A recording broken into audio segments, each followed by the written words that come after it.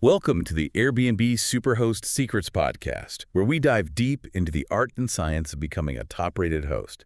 Today, we're tackling a topic that's essential for any successful Airbnb venture, especially for new hosts or landlords, considering hosting taxes in Canada. That's right, taxes. Whether you're just starting out or already welcoming guests, understanding your tax obligations is key to running a smooth and profitable Airbnb business. Okay, so let's unpack this. Taxes can feel overwhelming, especially in Canada, where we have both federal and provincial taxes to consider. It's like a double whammy. Where do we even begin? Well, the first thing to remember is that Canada has a self-assessment system for income tax. Okay, This means you are responsible for figuring out what you owe and paying it on time. so no friendly reminders from the taxman. Nope. That's a bit daunting. I guess it really puts the onus on us to be organized. Exactly. And it's important to understand how being a Canadian resident or a non-resident impacts your taxes. Right, that makes sense. What's the key difference? Well, Canadian residents are taxed on their worldwide income. So even if you host a property in, say, Spain, you'll be taxed in Canada on that income. Non-residents, on the other hand, are only taxed on income earned within Canada. So if I'm a Canadian hosting in Spain, I could potentially be taxed in both countries. That's right. It's called double taxation, but there are mechanisms like foreign tax credits to help mitigate that. Foreign tax credits, that sounds complicated. It can be. But essentially, it allows you to reduce your Canadian tax liability by the amount of tax you've already paid to the foreign country. Got it. It seems like consulting a tax advisor would be wise in those situations. Absolutely, especially when dealing with international income. For sure. Now let's talk about how income from Airbnb is categorized for tax purposes. I've heard there's a difference between passive income and self-employment income. You're right. And that difference can really impact how much tax you pay. Okay, so how do we know which category our Airbnb income falls into? It depends on whether you're simply renting out a property or actively running a business. Think of it this way. If you're just providing basic services like electricity and parking, it might be considered passive income from renting property. Okay, that makes sense. What about if I go the extra mile and offer things like cleaning, meals, or airport pickups? Those additional services, especially when you're charging for them, could push you into the self-employment category, almost as if you're running a business. So even something like offering a welcome basket could change my tax situation. It's possible. The more services you offer and the more involved you are in the day-to-day operations, the more likely it is that you'll be considered a business. This is a lot to consider for someone just starting out. It seems like the line between renting and running a business can get a bit blurry. It definitely can. That's why consulting with a tax advisor is always a good idea. They can help you determine the right classification for your specific situation. Makes sense. Now let's talk about deductions. Everyone loves saving money on taxes, right? Absolutely. And as an Airbnb host, you can deduct certain expenses related to your property, which can significantly lower your tax bill. Awesome. What are some common expenses that hosts can deduct? Think about the costs associated with your property. Things like property taxes, insurance premiums, utilities like electricity and heating, and even some renovation expenses. Hold on. Can I deduct the cost of that brand new hot tub I installed to attract more guests? Not so fast. Ugh. While some renovation expenses are deductible, there are specific rules you need to be aware of. It's best to check with a tax advisor to make sure you're following the rules. Right. I can't just go on a spending spree and write it all off. Exactly. The key is to ensure that the expenses are directly related to generating rental income and that you have proper documentation like receipts to support your claims. Makes sense. So what happens if I'm only renting out a single room in my house? Can I deduct my entire electricity bill? Good question. When you're renting out a portion of your primary residence, you need to apportion the expenses. You can only deduct the portion of your electricity bill that corresponds to the square footage of the rented room. Ah, okay. So I need to be meticulous about tracking those expenses and how they relate to my Airbnb space. Precisely. Good record keeping is crucial for all Airbnb hosts. All right, now let's tackle another potentially confusing topic: Canadian sales taxes. Ah, yes. Get ready to enter the labyrinth. We have several different types of sales taxes, including the Goods and Services Tax or Harmonized Sales Tax, GST, HST, the Provincial Sales Tax, PST, and the Quebec Sales Tax, QST. Wait, hold on. So on top of federal and provincial income taxes, we also have to worry about these sales taxes. That's right. Oh my goodness. And the rates and regulations vary by province. It can definitely get complicated. This is a lot to digest. How do we even know which sales taxes apply to us as Airbnb hosts? Let's start with the GST-HST. It's a federal tax that applies across Canada. Then you have the PST, which only applies in certain provinces like British Columbia, Saskatchewan, and Manitoba. Okay. You mentioned the Quebec sales tax earlier. What's the deal with that? Quebec marches to the beat of its own drum. They have their own sales tax, the QST, which is similar to the GST-HST but administered by the province. Okay, so we have this mix of federal and provincial sales taxes. But as Airbnb hosts, do we have to collect and remit all of them? Not necessarily. Let's break it down, starting with the GST-HST. All right, let's hear about the GST-HST and how it applies to us. So the GST-HST generally applies to short-term accommodations rentals for periods less than 30 consecutive days. Whether you need to register for, collect, and remit, it depends on your annual revenue from taxable activities, including your Airbnb earnings. So there's a threshold we need to be aware of. Exactly. If your total GST-HT taxable sales exceed $30,000 in any 12-month period, you are generally required to register for the GST-HST. Okay, and once I'm registered, I need to collect GST-HST from my guests and remit it to the Canada Revenue Agency, right? Yeah, that. But here's where it gets interesting.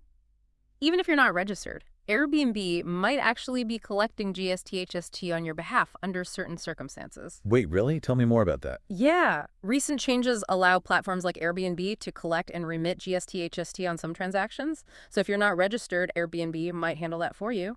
So even if I'm below that $30,000 threshold, my guests might still be paying GST-HST, but Airbnb is taking care of the paperwork. Exactly. However, it's important to remember that if you are registered, the responsibility for collecting and remitting rests solely on you, not on Airbnb. Okay, so Airbnb is helping out those who don't need to register, but registered hosts are still on the hook.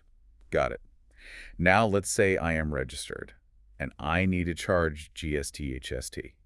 How do I figure out how much to charge? Well, the rates vary depending on where your property is located. For instance, if your Airbnb is in Ontario, the current combined rate is 13%, but in Alberta, it's only 5%.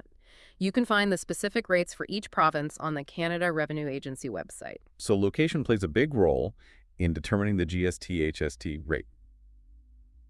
Interesting. What happens once I've figured out the correct rate? How do I collect the tax from my guests? Once you're registered, the Canada Revenue Agency will assign you a filing frequency, which could be monthly, quarterly, or annually. You'll need to collect the GST-HST from your guests, file the appropriate return, and remit the collected tax by the deadline. So if I'm a busy host with bookings every week, I might have to deal with GST-HST paperwork every single month. It's possible. The Canada Revenue Agency determines your filing frequency based on your revenue. So the more I earn, the more often I might have to file. That makes sense from an administrative standpoint. Exactly. But let's not forget about a potential silver lining for registered hosts: input tax credits. Input tax credits, what are those? They allow you to recover the GST-HST you've paid on expenses related to your Airbnb business. For example, if you buy cleaning supplies, you've likely paid GST-HST on that purchase. As a registered host, you can claim that tax back as a credit, which reduces your overall GST-HST liability. So it's like getting a partial refund on the taxes you've paid. That's a great way to think about it. It can help offset some of the costs of running your Airbnb. That's good news. All right, we've covered a lot of ground with the GST-HST. Let's shift gears and talk about provincial sales taxes, specifically the PST in British Columbia, Saskatchewan, and Manitoba. What do our listeners in these provinces need to know? The good news is that Airbnb generally takes care of collecting and remitting the PST on your behalf. You won't have to worry about registering, collecting, or filing separate PST returns for bookings made through Airbnb. That's a huge relief. So Airbnb is streamlining the process for hosts in those provinces. Exactly. But remember, this mainly applies to bookings made through the Airbnb platform. If you have bookings outside of Airbnb, you might still have PST obligations. Always double check with your provincial tax authority to be sure. It's always best to be informed and proactive.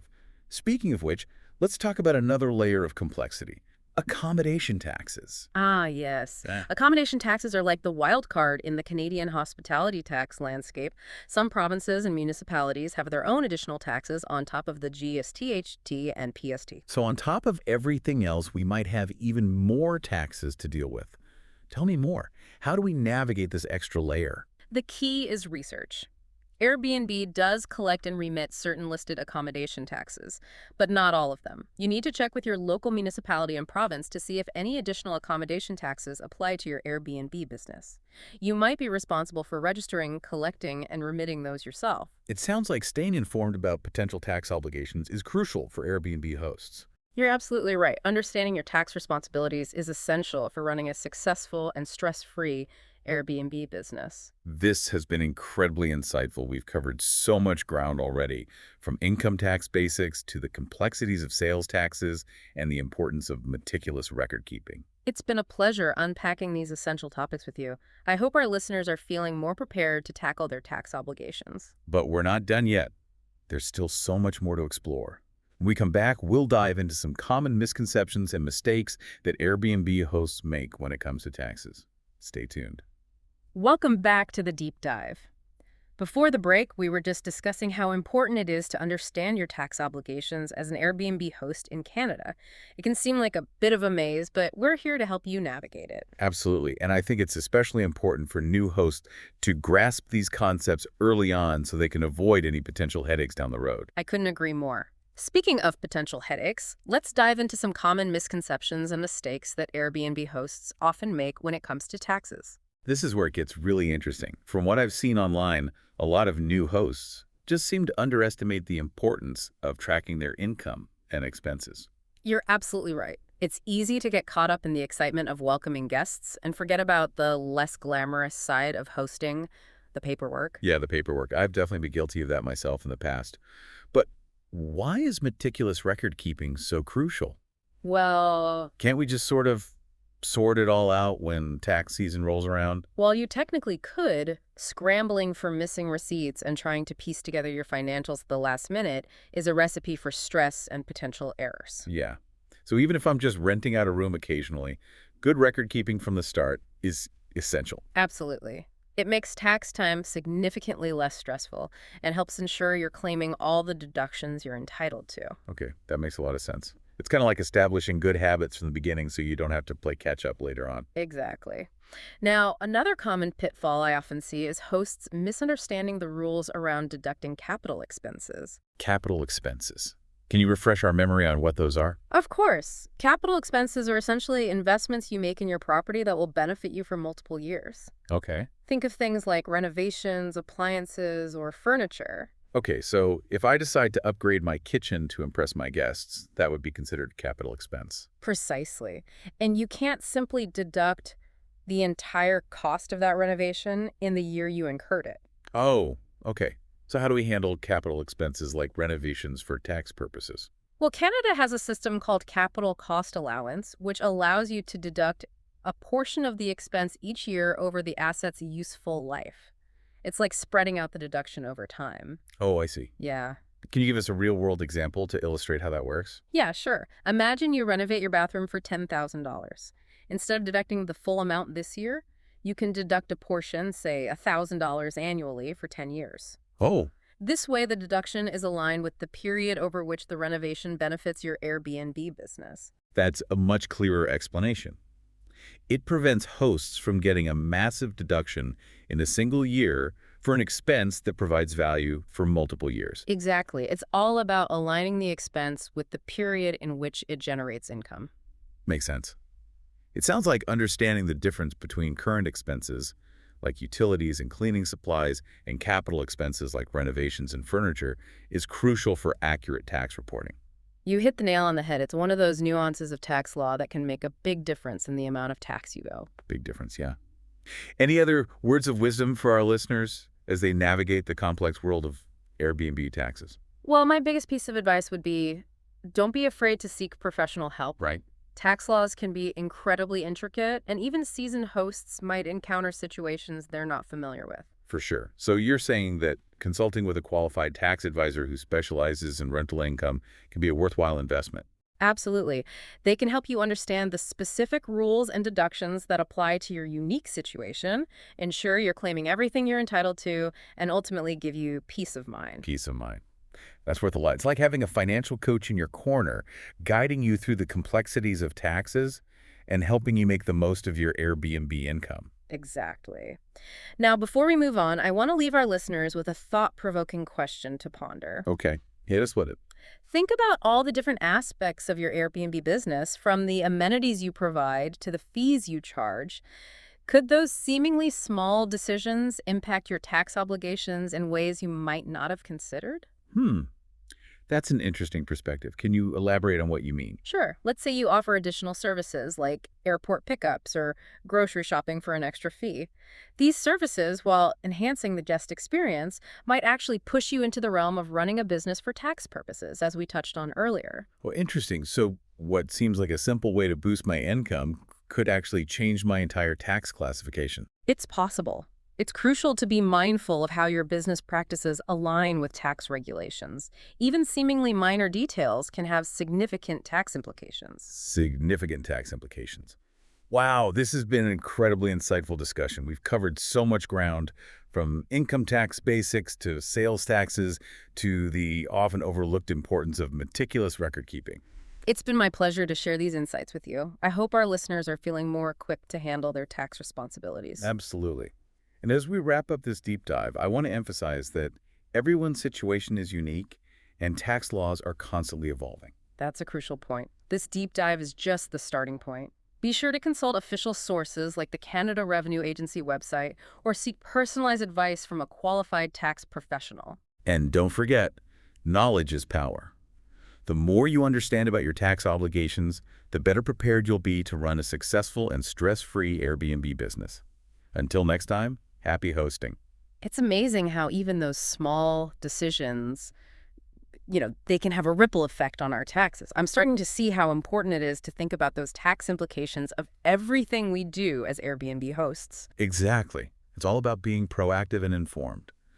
As we wrap up this deep dive, I want to leave our listeners with one final thought to ponder. Okay, I'm all ears. Lay it on us. What if we shifted our perspective on taxes? Okay. Instead of seeing them as a burden, what if we viewed them as an opportunity? An opportunity. That's an interesting way to look at it. How so? Well, by understanding the tax system and utilizing available deductions and credits, we can actually optimize our earnings and really maximize our profits. Okay, so it's not just about minimizing what we owe, but also strategically leveraging the tax system to our advantage. Precisely. For example, if you're planning to renovate your property, understanding the rules around capital cost allowance can help you spread out those deductions over time and potentially reduce your overall tax liability. Okay, that's a great point. It's like turning a potential expense into a tax-saving strategy. Exactly. And by carefully tracking our income and expenses, we can also identify areas where we might be overspending or missing out on those potential deductions.